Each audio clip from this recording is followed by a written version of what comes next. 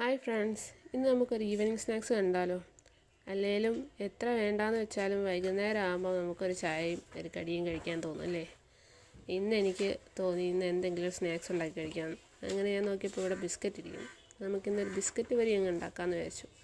നമ്മൾ മൈദ എടുത്ത് മൈദേനെ ചെറുതായിട്ട് വെള്ളം ഒഴിച്ച് നല്ലൊരു കുറുകിയ രൂപത്തിലാക്കിയിട്ട് ഒരുപാടങ്ങ് കട്ടിയാവുകയും ചെയ്യരുത്, എന്നാൽ ഒരുപാടങ്ങ് ലൂസാവുകയും ചെയ്യാത്ത രീതിയിൽ നമ്മളൊരു മിനിമത്തിൽ മൈദേനെ ഇത് കണക്കാക്കി എടുത്തിട്ട് അതിലേക്ക് നമ്മൾ ഈ ബിസ്ക്കറ്റ് കുട്ടപ്പന്മാരെ പയ്യെ മുക്കി അങ്ങ് കുളിപ്പിക്കണം.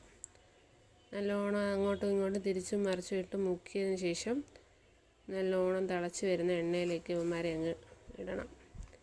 ഇടുമ്പോൾ ഇവന്മാരങ്ങോട്ട് പൊങ്ങി വരാൻ തുടങ്ങും. ഇത് കണക്ക് പപ്പടം പൊള്ളുന്ന പോലെ പൊങ്ങി വരും.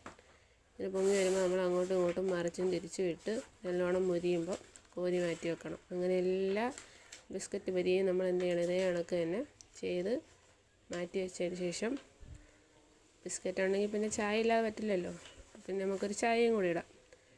അങ്ങനെ ചായക്കുള്ള പാലും വെച്ച് ചായ തിളയ്ക്കുന്നുണ്ട്.